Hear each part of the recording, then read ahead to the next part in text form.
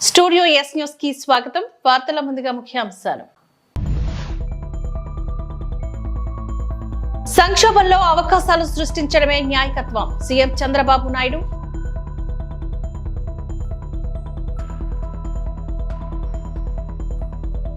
ప్రజలు మా నుంచి చాలా ఆశిస్తున్నారు. క్షేత్రస్థాయిలో ప్రజలకు చేరువ చేసేది మీరే అని కలెక్టర్లకు సూచించిన డిప్యూటీ సీఎం పవన్ కళ్యాణ్. భారీగా పెరిగిన విద్యుత్ బిల్లులను దగ్ధం చేయండి, సిపిఎం రాష్ట్ర కార్యదర్శి వి శ్రీనివాసరావు పిలుపు. డీటెయిల్స్ చూద్దాం. ప్రతి సంక్షోభంలోని అవకాశాలు ఉంటాయని, సంక్షోభంలో అవకాశాలు సృష్టించుకోవడమే న్యాయకత్వం అని, ప్రజా చైతన్యమే ప్రజాస్వామ్యానికి శ్రీరామ రక్ష అంటూ ముఖ్యమంత్రి చంద్రబాబు నాయుడు వ్యాఖ్యానించారు. బుధవారం కలెక్టర్లతో సీఎం చంద్రబాబు సమావేశాన్ని నిర్వహించారు. ఈ సందర్భంగా ఆయన మాట్లాడుతూ, ప్రయత్నాలు చేసిన వెంటనే ఫలితాలు రావని, నిరంతరం ప్రయత్నిస్తూ ఉంటేనే ఫలితాలు వస్తాయని అన్నారు. విశాఖలోని గూగుల్ ఏర్పాటుకు ఎంఓయూ కుదిరిందని, మంత్రి లోకేష్ కృషితోని గూగుల్ ఏర్పాటుకు మార్గం సుగమ అయిందని చంద్రబాబు అన్నారు. గూగుల్ ఎంఓయూతో విశాఖలో అధిక అభివృద్ధి జరుగుతుంది అంటూ సీఎం చంద్రబాబు ఆశాభావాన్ని వ్యక్తం చేశారు. పెట్టుకోవాల్సిన అవసరం ఉంది. ఈరోజు వారు చెప్పినట్టు నేను ఇంత మునిపే చెప్పాను, every crisis is an opportunity అని. వచ్చిన 6 నెలల నుంచి ఎక్కడికక్కడ ఏ విధంగా పోవాలనో అటు డిప్యూటీ సీఎం కానీ, నేను కానీ, మంత్రులు కానీ అందరం వర్కౌట్ చేస్తున్నాం. ఇటీవల ఐటీ మినిస్టర్ అమెరికాకి వెళ్ళడం, ఓసారి మనం ప్రయత్నాలు చేస్తే ఇమ్మీడియట్గా ఫలితాలు రావు. చాలామంది ఫలితం వస్తేనే నేను మాట్లాడతాను అనే పరిస్థితిలో ఉంటాం. అది విశ్వసనీయత కాదు. ఎప్పుడు కూడా విశ్వసనీయత రావాలంటే నెట్వర్కింగ్, ఫ్యూచర్ని విజువలైజ్ చేయడం, దాని ప్రకారం పనిచేస్తూ ఉంటే వస్తుంది. అందుకే మొన్నే ఐటీ మినిస్టర్ గారు అమెరికాకు పోయినప్పుడు అందరినీ కలిసి అదే మాదిరిగా గూగుల్ క్యాంపస్ కూడా వెళ్ళి వాళ్ళు రిక్వెస్ట్ చేశారు. దాని ఫలితం ఈరోజు గూగుల్ కంపెనీ విశాఖపట్నానికి రావడానికి మీకంటే ముందే ఒక ఎంఓయూ చేసి ఇక్కడికి వచ్చాం. దానికే లేట్ అయింది. ఒక ½ అన్ అవర్లో మీటింగ్ అవుతుంది అనుకున్నాం, కానీ వాళ్ళని కూడా మనం ప్లీజ్ చేయాల్సిన అవసరం ఉంది. ఎవరైనా వచ్చినప్పుడు మీకు కూడా బ్యూరోక్రసీ కూడా ఇది ఒక లెసన్, అందరికీ బ్యూరోక్రసీ కాకుండా మినిస్టర్స్కి కూడా. మనం కానీ ఒక పాజిటివ్ నెట్వర్కింగ్ కానీ పాజిటివ్గా కన్విన్స్ చేయగలిగితే ఆటోమేటిక్గా పాజిటివ్ యాక్షన్స్ వస్తాయి. మనం వచ్చారు, ఈరోజు వచ్చారు. ఈరోజు నేను ఎప్పుడు మాట్లాడుతున్నాను, ఒకప్పుడు ఐటీ మాట్లాడాను, ఆ తర్వాత ఆర్టిఫిషియల్ ఇంటెలిజెన్స్ మాట్లాడుతున్నాం, ఇప్పుడు డీప్ టెక్ గురించి మాట్లాడుతున్నాం. అంటే వేరియస్ మార్పులు చేర్పులు వస్తున్నాయి భవిష్యత్తులో. వారు ఈరోజు వచ్చినప్పుడు అగ్రిమెంట్ చేసుకునేది ఒక ఎంఓయూ చేశాం. We're looking at a big opportunity in AI. Signed an MOU with Google. This will help in huge development in Visakhapatnam. ఈరోజు వాళ్ళు వచ్చినప్పుడు అంటున్నారు, విశాఖపట్నం మీరు ప్రపోజల్స్ చెప్పిన తర్వాత వెళ్ళాం, ఫస్ట్ హ్యాండ్ కొంచెం సర్వే చేసుకున్నాం. మా లెక్క ప్రకారం one of the best city, we're totally impressed అనే పరిస్థితికి వచ్చారు. ఇప్పుడు బిగ్ ఫర్మ్స్ లైక్ గూగుల్ కానీ ఇక్కడికి వస్తే, విశాఖపట్నానికి వస్తే స్ట్రాటజిక్ ఇన్వెస్ట్మెంట్లో that is a game changer. ఎందుకు నేను ఈ మాట వాడుతున్నానంటే, డేటా సెంటర్ రాగలిగి అదే మరి artificial intelligence, machine learning, deep tech ఇవన్నీ కానీ ఉపయోగించగలిగితే ఇది గ్లోబల్కే, ప్రపంచానికే ఒక సర్వీస్ హబ్ కింద తయారవుతుంది. డేటా సెంటర్ వచ్చి, ఆర్టిఫిషియల్ ఇంటెలిజెన్స్ వచ్చి, అదే సమయంలో సీ కేబుల్ ఇవన్నీ కనెక్ట్ చేస్తే ప్రపంచానికి అనుసంధానం చేసే పరిస్థితి వస్తుంది. ఏఐకే ఇది ఒక స్ట్రాటజిక్ లొకేషన్ అవుతుంది. నేను ఇటీవల కాలంలో మీ అందరితో మాట్లాడుతున్నాను, మళ్ళీ కూడా ఈరోజు కూడా అంటున్నాను, మీరు ఎంత హార్డ్ వర్క్ చేశారనేది ముఖ్యం కాదు, ఎంత స్మార్ట్ వర్క్ చేశారనేది ముఖ్యం. మనకు అవుట్కమ్స్ రావాలి. మనం కష్టపడి పనిచేస్తున్నాం, ఫలితాలు లేకపోతే దానివల్ల ఏది రాదు. అందుకే నేను కూడా రాష్ట్రాన్ని ఒక నాలెడ్జ్ సొసైటీగా తయారు చేయాలని. Knowledge economy is different, knowledge society is different. రేపు రాబోయే రోజుల్లో ప్రజలు కూడా హార్డ్ వర్క్ చేయడం కాకుండా స్మార్ట్ వర్క్ చేసే పరిస్థితి రావాలనుకుంటున్నాం. దానికి కావాల్సిన నాలెడ్జ్ సొసైటీగా తయారు చేయడం. అధికారులకు deputy CM Pawan Kalyan strong warning ఇచ్చారు. బుధవారం జరిగిన ఏపీ కలెక్టర్ల కాన్ఫరెన్స్ లో ఆయన మాట్లాడారు. డిప్యూటీ సీఎం ఈ సందర్భంగా మాట్లాడుతూ స్మగ్లింగ్ పై విజిలెన్స్ అధికారులు అప్రమత్తంగా ఉండాలని హెచ్చరించారు. ఆఖరికి పెట్రోల్లో కూడా కల్తీ పెరిగిపోతుందని, స్వయాన మంత్రి నాదెండ్ల మనోహర్ వెళ్లి సీజ్ చేయాల్సిన పరిస్థితి ఉందని చెప్పారు. అధికారులు ఎప్పటికప్పుడు అప్రమత్తంగా ఉంటూ ఇలాంటి కల్తీలపై చర్యలు తీసుకోవాలని, లేదంటే సంబంధిత అధికారులపై చర్యలు తప్పవని హెచ్చరించారు.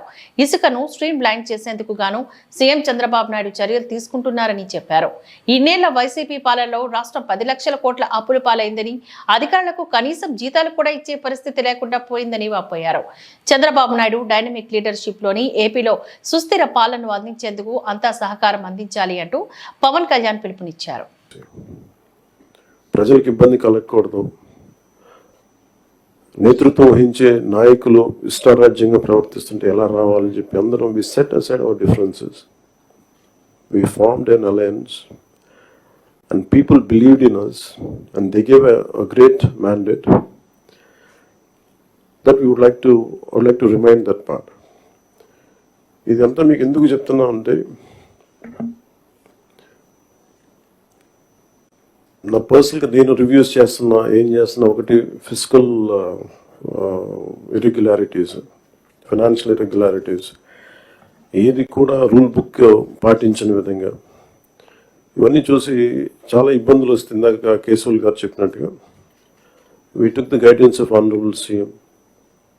I take really pride in working under him and along with him and all his experience, expertise and his administrative capabilities are quite really inspiring.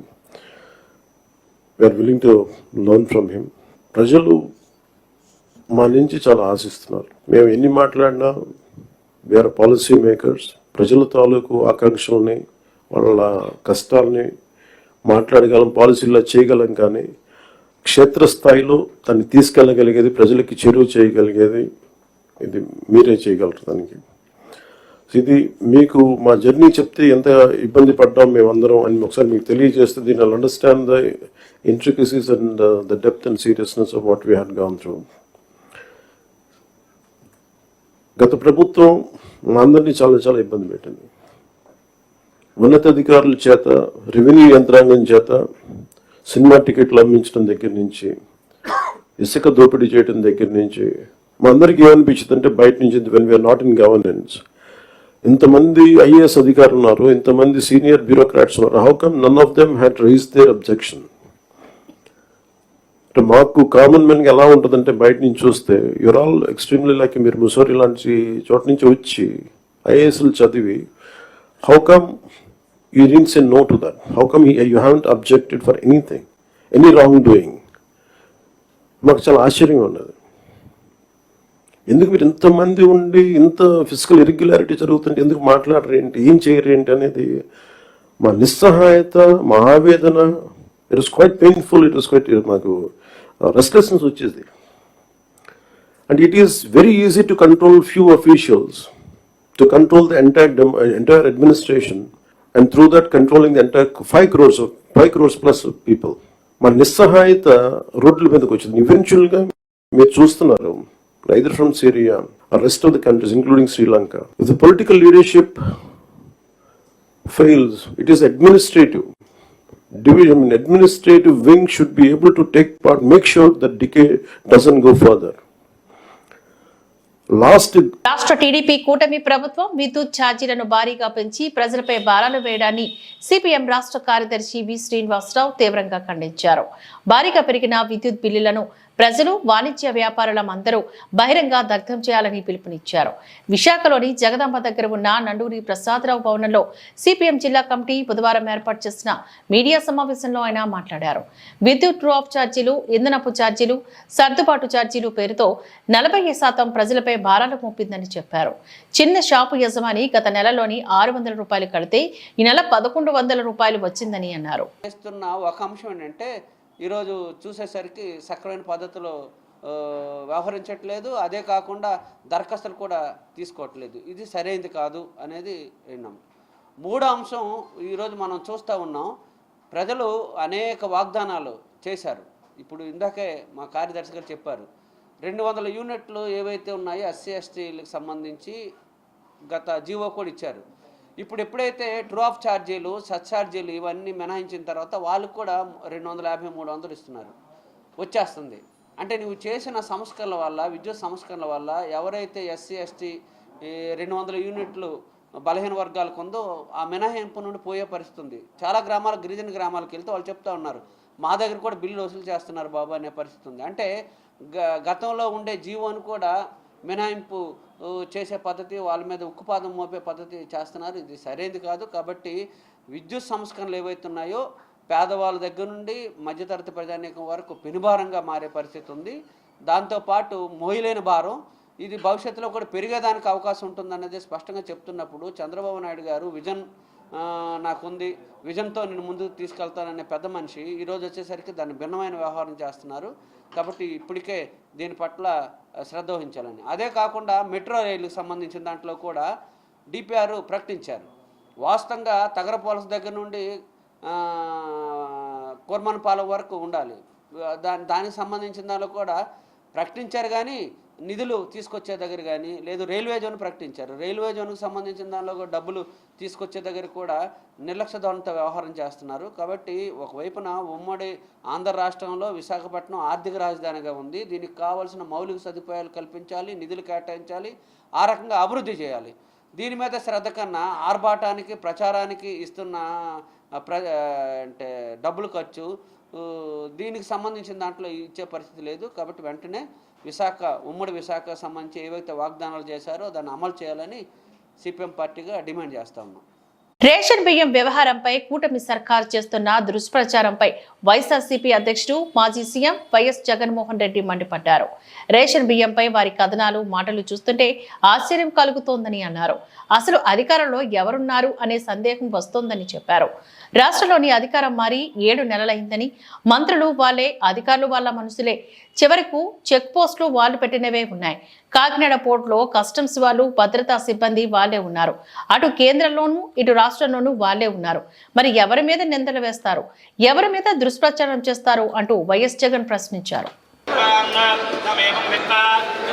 ఏమైనా 15,000 అని చెప్పి చిన్నపిల్లలు అడుగుతూ ఉన్నారు. ఏమైనా 18,000 అని చెప్పి వాళ్ళ అమ్మలు అడుగుతూ ఉన్నారు. ఏమైనా 48,000 అని చెప్పి ఆ అమ్మమ్మలు అడుగుతూ ఉన్నారు. ఏమైంది 36,000 అని చెప్పి చిన్నపిల్లలు ఉద్యోగం కోసం ఎదుగుతూ ఉన్న పిల్లలు అడుగుతూ ఉన్నారు. ఏమైంది 20,000 అని చెప్పి రైతన్నలు అడుగుతూ ఉన్నారు. వీళ్ళకి ఎవ్వరికీ కూడా చంద్రబాబు నాయుడు అనే వ్యక్తి, వాళ్ళ పార్టీకి సంబంధించిన క్యాడర్ సమాధానం చెప్పలేని పరిస్థితిలో వాళ్ళ పార్టీ, వాళ్ళ పెద్దలు అందరూ కూడా ఏం చేస్తూ ఉన్నారు? Diversion politics. ప్రతిరోజు ప్రతి నెల ఒక టాపిక్ తీసుకొస్తారు. ఏదో ఒక టాపిక్ తీసుకొచ్చి గోబల్స్ ప్రచారంలో భాగంగా ప్రతి ఒక్కడు దాన్ని అందుకుంటారు. ఓసారి తిరుపతి లడ్డు అంటారు, ఇంకొకసారి జూన్లో ఋషికొండ భవనాలు అన్నారు, జూలైలో శ్వేతపత్రాలు, మదనపల్లి ఫైల్స్ అన్నారు, ఆగస్టులో ముంబై నటి నా పేరేం పేరు కాదాంబరి అన్నాడు, సెప్టెంబర్లో ప్రకాశం బ్యారేజీని బోట్లతో ఢీకొట్టి గేట్లను పడగొట్టాలని చెప్పి మనం ప్లాన్ చేసినామని అంటాడు. అక్టోబర్లో సరే ఇంకా ఎట్టాగ మీరు అంతా చూశారు, నా కుటుంబాన్ని తీసుకొచ్చినాడు. నవంబర్కి వచ్చేసరికి బడ్జెట్పై దృష్టి మళ్లించడానికి 14 లక్షల కోట్ల అప్పులు అని చెప్పి, డిసెంబర్లోకి వచ్చేసరికి ఇప్పుడు కొత్తగా మీరు అంతా మనం చూస్తూ ఉన్నాం, రేషన్ బియ్యం అంటానండి. ఇప్పుడు కొత్తగా కనిపిస్తూ ఉందా రేషన్ బియ్యం అని చెప్పి. ఇప్పుడు నాకు నిజంగా ఆశ్చర్యం అనిపిస్తుంది ఆ రేషన్ బియ్యం కథలీలు చెప్తా ఉన్నప్పుడు. ప్రభుత్వంలో ఎవరున్నారు అని, ప్రభుత్వంలో మనమున్నామా, ప్రభుత్వంలో వాళ్ళు ఉన్నారా అని నాకు అర్థం కాల. 7 నెలలు అయిపోయింది, దాదాపుగా 6.5 నెల అయిపోయింది వాళ్ళ ప్రభుత్వం వచ్చి. 6.5 నెల 7 నెలలు అవుతూ ఉంది వాళ్ళ ప్రభుత్వం వచ్చింది. ఎమ్మెల్యేలు వాళ్ళు, మంత్రులు వాళ్ళు, కలెక్టర్లు వాళ్ళు, జాయింట్ కలెక్టర్లు వాళ్ళు, పోలీసులు వాళ్ళు, ఎంఆర్ఓలు వాళ్ళ అధికారులే, చెక్ పోస్టులు వాళ్ళవి, అన్నీ వాళ్ళవే. ఇవన్నీ దాటుకొని మళ్ళీ పోర్టుకు వచ్చింతే పోర్టులో కస్టమ్స్ అధికారులు, పోర్టులో సిఐఎస్ఎఫ్ పోలీసులు, ఇవన్నీ కూడా వీళ్ళు పొత్తులో ఉన్న కేంద్ర ప్రభుత్వం మనుషులు. మరి ఇవన్నీ దాటుకొని ఏదైనా మెటీరియల్ బోటులోకి పోగలుగుతుందా? ఆశ్చర్యం ఏమిటంటే ఈయన పోయిన బోటు పక్క బోటే ఫైనాన్స్ మినిస్టర్, ప్రస్తుత ఫైనాన్స్ మినిస్టర్ పయ్యావల కేసు వాళ్ళ సొంత వియ్యంకుడిది, శ్రీనివాసరావు గారని సొంత వియ్యంకుడిది, పట్టాభి రైస్ ఎక్స్పోర్ట్స్. ఆయన ఎక్స్పోర్ట్ చేస్తున్నాడు పక్కన, అదే పోర్ట్లోనే పక్కన. అడిగిపోడు దీంట్లోకి వచ్చి మాట్లాడతాడు. నాకు ఆశ్చర్యం అనిపించింది, అసలు ఏందిరా నాయన ఇది, ఎవరు ప్రభుత్వంలో ఉన్నాము, ఎవడు చేస్తూ ఉన్నాడు అని చెప్పి. వైఎస్ఆర్సీపీలో మన కార్యకర్తలు మనోళ్ళందరూ వ్యవస్థీకృత నేరాలంట. అసలు వ్యవస్థీకృత నేరాలు చేస్తూ ఉండేది ఎవరు? చేస్తూ ఉండేది వాళ్ళు, చేసింది వాళ్ళు, మన మీద ఏళ్ళెత్తి చూపిస్తూ ఉండరు. నిజంగా ఇవన్నీ చూసిన విశాఖలో స్థానిక మద్దిలపాలెంలో బుధవారం వైసీపీ నూతన కార్యాలయం ప్రారంభమైంది. కార్యక్రమంలోని వైసీపీ జిల్లా పార్టీ అధ్యక్షుడు మాజీ మంత్రి గుడివాడ అమర్నాథ్, శాసనమండలి సభ్యురాలు, రాష్ట్ర మహిళా విభాగపు అధ్యక్షురాలు వరదు కళ్యాణి హాజరు కావడంతో ప్రత్యేక పూజలు నిర్వహించి కార్యాలయాన్ని ప్రారంభించారు. కార్యక్రమంలో మాజీ ఎమ్మెల్యేలు, సమన్వయకర్తలు, కార్పొరేటర్లు, మాజీ కార్పొరేటర్లు, వార్డు అధ్యక్షులు, ఇతర ప్రజాప్రతినిధులు, రాష్ట్ర మహిళా విభాగపు అధ్యక్షురాలు పెడాడ రమణకుమారి తదితరులు పాల్గొన్నారు.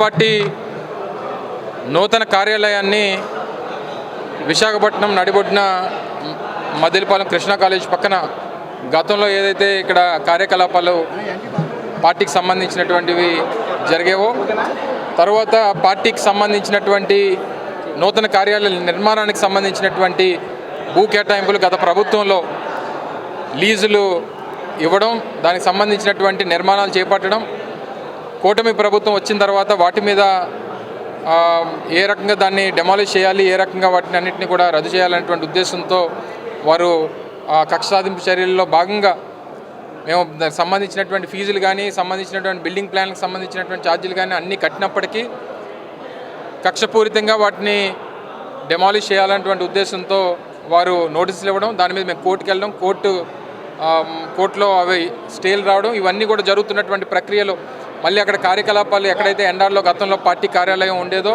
అక్కడ కార్యకలాపాలు చేయడానికి కోర్టు అడ్డంకులు అన్నీ కూడా ఉండడంతో మళ్ళీ ప్రజలందరికీ కూడా, ముఖ్యంగా వైఎస్ఆర్ కాంగ్రెస్ పార్టీ నాయకత్వాన్ని అందరికీ కూడా అందుబాటులో ఉండాలని చెప్పి ఇక్కడ మళ్ళీ నూతన కార్యాలయాన్ని ప్రారంభించడం జరిగింది. దానికి సంబంధించినటువంటి పూజా కార్యక్రమాన్ని ఈరోజు నిర్వహించాం. దీన్ని పూర్తిస్థాయి ప్రారంభం రేపు 15వ తారీఖున పార్టీ ఉత్తరాంధ్ర రీజనల్ కోఆర్డినేటర్ అయినటువంటి విజయసాయిరెడ్డి గారు, అలాగే శాసన మండలి ప్రతిపక్ష నేత అయినటువంటి బొత్స సత్యనారాయణ గారు, అలాగే ఉమ్మడి విశాఖపట్నం జిల్లాలో ఉన్నటువంటి మాజీ శాసనసభ్యులు, శాసన మండలి సభ్యులు, మాజీ మంత్రులు అందరూ కూడా ఈ కార్యక్రమంలో పాల్గొని పెద్ద ఎత్తున వైఎస్ఆర్ కాంగ్రెస్ పార్టీ నాయకులు, కార్యకర్తలు కూడా రేపు ఆదివారం 15వ తారీఖున పార్టీ కార్యాలయాన్ని ప్రారంభించబోతా ఉన్నాం. ఈరోజు పూజా కార్యక్రమాన్ని నిర్వహించడం జరిగింది. మద్దిలపాలెంలో అది మీకు అందుబాటులో, పత్రికా సోదరులు పత్రికా సమావేశాలు పెట్టినప్పుడు మీకు అందుబాటులో ఉంటుంది. మా పార్టీ కార్యక్రమాల నిర్వహణకు సంబంధించినటువంటి మా పార్టీ నాయకులు, కార్యకర్తలు కూడా అందుబాటులో ఉండేటువంటి విధంగా గతంలో ఇదే కార్యాలయం నుంచి గతంలో ఎన్నికలు 2019లో కూడా ఎన్నికలు ఇదే కార్యాలయం నుంచి చేశాం. గొప్ప విజయాన్ని ఆ రోజు సాధించాం. మళ్ళీ సెంటిమెంట్గా కూడా ఇక్కడి నుంచి అయితే బాగుంటుందన్నటువంటి ఉద్దేశంతో పెద్దలందరూ కూడా ఒక నిర్ణయాన్ని తీసుకొని ఇక్కడి నుంచి కార్యకలాపాలన్నీ కూడా చేయాలని చెప్పి నిర్ణయం తీసుకోవడం జరిగింది. సో రేపు 15వ తారీఖున పెద్దలు విజయసాయిరెడ్డి గారు, బొత్స సత్యనారాయణ గారు ఈ ప్రాంతంలో ఉన్నటువంటి పార్టీ నాయకులు అందరి చేతుల మీదుగా కార్యాలయ ప్రారంభోత్సవం చేసి ఆ రోజు నుంచి పూర్తిస్థాయి కార్యకలాపాలన్నీ కూడా ఇక్కడి నుంచి చేయాలని చెప్పి పార్టీ నిర్ణయించింది. ఈరోజు పూజా కార్యక్రమాన్ని నిర్వహించినటువంటి దానికి ఈరోజు అందరూ రావడం జరిగింది. విచ్చేసినటువంటి మీ అందరూ కూడా హృదయపూర్వకంగా ధన్యవాదాలు. Thank you. ఉపకార్ వైజాగ్ స్ట్రీట్ ప్రీమియర్ లీగ్ మొదటి season Vizag warrior versus Polamamba 11S మధ్య ఆనందపురం చెన్న మైదానంలో ఫైనల్ మ్యాచ్ ఘనంగా జరిగింది. ఈ ఫైనల్ మ్యాచ్ లోని విజయం సాధించిన పోలమాంబ జట్టుకు ప్రముఖ టాలీవుడ్ నటుడు హీరో కంచెల ఉపేంద్ర ట్రోఫీతో పాటుగా 5 లక్షల క్యాష్ ప్రైజ్ ను అందజేశారు. ఈ సందర్భంగా హీరో ఉపేంద్ర మాట్లాడుతూ క్రీడాకారులను వెలుగులోకి తీసుకువచ్చేందుకు ఇలాంటి టోర్నీలు ఎంతగానో ఉపయోగపడుతుందని అన్నారు. ఈ టోర్నీ మొత్తానికి ఉపకా ట్రస్ట్ ఫౌండర్ సినీ నిర్మాత కంచాల అచ్యుతరావు ప్రోత్సాహాన్ని అందించారని అన్నారు. టోర్నీలో పాల్గొన్న క్రీడాకారులను ఈ సందర్భంగా అభినందించారు.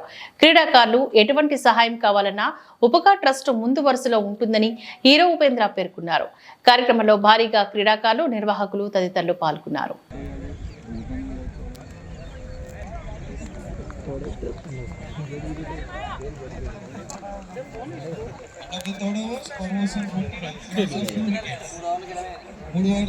సమయానికి 20 పరుగులు తీసి 2 వికెట్లు కోల్పోయారు.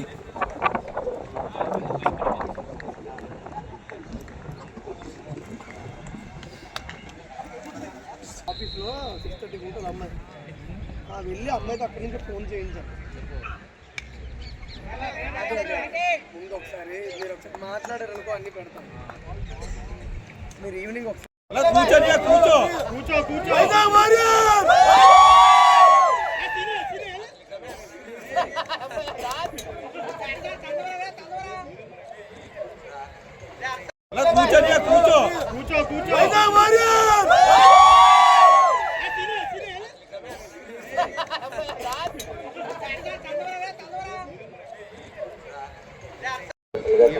చేస్తూ వైజాగ్ వారియర్స్ వారు కూడా రన్నర్స్గా గెలిచినందుకు వాళ్ళు కూడా మా అభినందనలు తెలియజేస్తున్నాను. ధన్యవాదాలు. Thank you so much sir. అలాగే ఆర్టీసీ కార్మికులు ఎదుర్కొంటున్న సమస్యలపై పోరాటం సాగిస్తున్నట్లుగా ఆంధ్రప్రదేశ్ ప్రజా రవాణా శాఖ ఎంప్లాయీస్ యూనియన్ రాష్ట్ర అధ్యక్షుడు పల్లిశెట్టి దామోదరరావు అన్నారు. కూర్మనపాలెం డిపోలోని యూనియన్ కార్యాలయ ఆవరణలో జరిగిన జిల్లా స్థాయి విస్తృత సమావేశానికి ఆయన ముఖ్య అతిథిగా హాజరయ్యారు. ఈ సందర్భంగా ఆయన మాట్లాడుతూ ఆర్టీసీలో పనిచేస్తున్న కార్మికులకు వైద్య సదుపాయాలు అంతంత మాత్రంగానే ఉండటంతో అత్యవసర సమయాల్లో తీవ్ర ఇబ్బందులు ఎదుర్కోవాల్సి వస్తుందని అన్నారు. కార్మికుల సమస్యలను ఇటీవల రాష్ట్ర రవాణా శాఖ మంత్రి దృష్టికి తీసుకువెళ్లినట్లుగా తెలిపారు. కార్మికులకు అండగా నిలవాలన్నదే తమ యూనియన్ ముఖ్య ఉద్దేశమని చెప్పారు. ఇందుకోసం అన్ని జిల్లాల్లో విస్తృత స్థాయి సమావేశాలు నిర్వహిస్తున్నట్లుగా తెలిపారు. కార్యక్రమంలో జిల్లా కార్యదర్శి కె శ్రీనివాసరావు, ఏఐటియుసి నాయకులు పూసి వెంకట్రావు తదితరులు ఈ కార్యక్రమంలో పాల్గొన్నారు. అందులో భాగంగానే వాళ్ళ ఉమ్మడి విశాఖ జిల్లా సంబంధించినటువంటి కౌన్సిల్ సమావేశాన్ని ఇవాళ స్టీల్ సిటీ డిపోలో ఏర్పాటు చేయడం జరిగింది.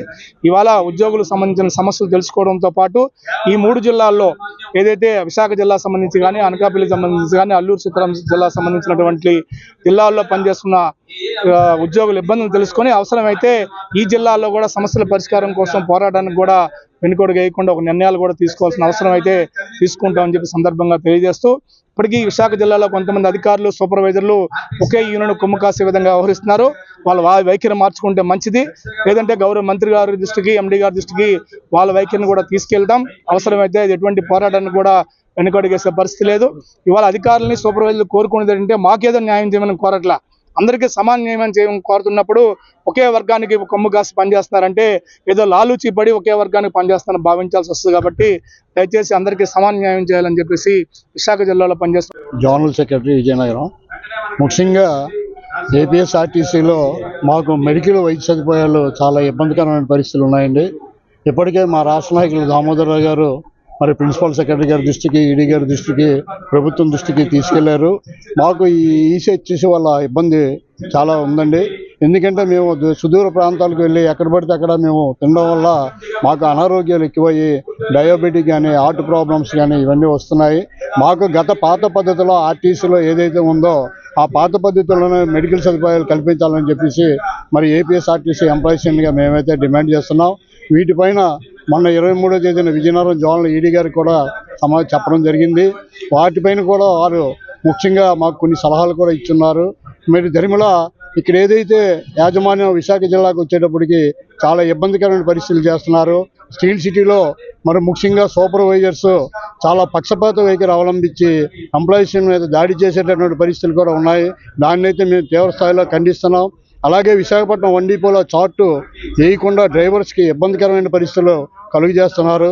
అలాగే పాడేరులో ఎస్టీ కూడా చాలా నిరంకుశత్వంగా నాకేమి చేస్తారనే టైపులో ప్రవర్తిస్తున్నారు కనుక దయచేసి ఎప్పటికైనా ఎగ్జిక్యూటివ్ డైరెక్టర్లు కానీ డిప్యూటీ విశాఖపట్నం వారు కానీ తగు చొరవ తీసుకొని ఇట్లాంటి సూపర్వైజర్ని సరిచేసి అందరికీ సమన్వయం ఇవ్వాలని చెప్పి ఎంప్లాయీస్కి అయితే మేమైతే డిమాండ్ చేస్తాం. ఈ వార్తలు ఇంతటితో సమాప్తం. నమస్కారం.